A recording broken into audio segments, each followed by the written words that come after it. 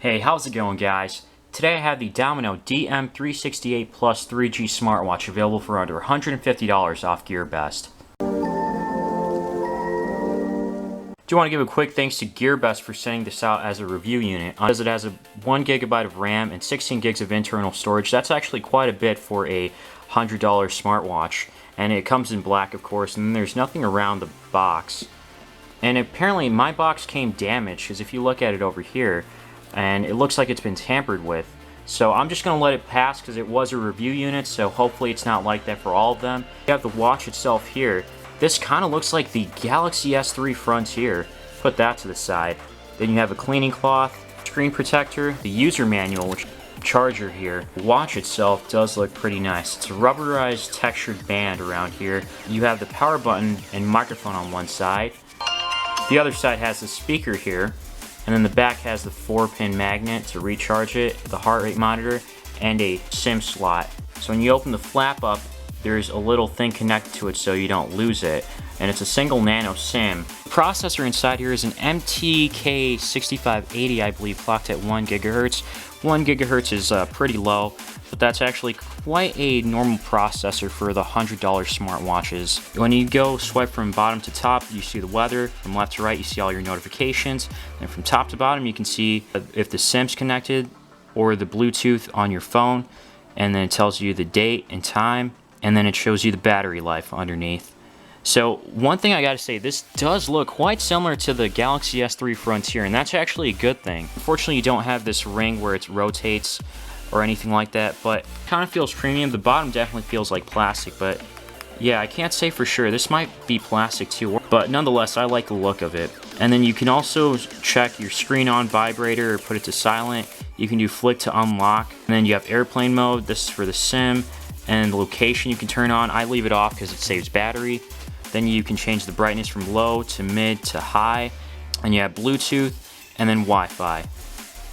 So you have quick SOS, so if you want to dial a preset number quickly, you can add that there. You can go into your contacts, and by the way, you can sync your contacts when you connect your Bluetooth. You can sync your contacts on here.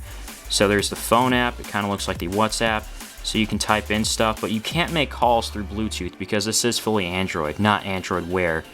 We have the messaging app, and by the way, when you get a notification, there's going to be a little red dot on the top right that you'll see. I actually have a SIM installed. I got it installed a little while ago, and so I was messaging a friend. Now, one thing I noticed that was very unfortunate is that there's no plus button around here. So if you want to go on Wi-Fi or something and you have a password that has a plus sign in it, you're gonna have some tough luck. So go to a public Wi-Fi area or something like that, and that should work. Or if you have your own SIM, I guess it would work. Now the thing is, I have my SIM installed on here, and it says that I'm getting 2G, but when I actually go on something like Google Maps, it doesn't tend to work. Yeah, Wi-Fi's on now, so that's why I'm gonna get internet. But yeah, the internet doesn't show up with the SIM alone, so I'm not sure. It could just be my SIM. I'm using a Simple Mobile from T-Mobile. We have settings here, so you got all your settings if you want. Got the sound, you can raise the media volume, and that gets pretty loud because it emits from the side, so when you have it on your wrist, it's not going to be covered or anything, so that's a good thing. And of course, this has vibrate. We got display, so you can change the wallpaper, I guess. But it's weird because the wallpaper stays as black. It's when you do the multitasking tray or the app tray when you want to close stuff, that's when you'll see this wallpaper. Then you can have the app style as a list, or you can have it rounded, so if we go back, it's going to look like this. And you can have gestures too, so screen on raising. And yeah, the motion sensor works pretty well on this, so when you raise it, this comes up a very subtle version of the clock to preserve battery life. Then you've got power saving on here. You can see how long the screen time has been on, so for 7 minutes so far. And the battery gets drained kind of quickly. And it's been on for an hour and 3 minutes, it says. Language and input, got different languages here. So if I were you, when you get the chance, change the keyboard if you can, because it doesn't always have the keys that you want, the special keys if you need it, like the plus and whatnot.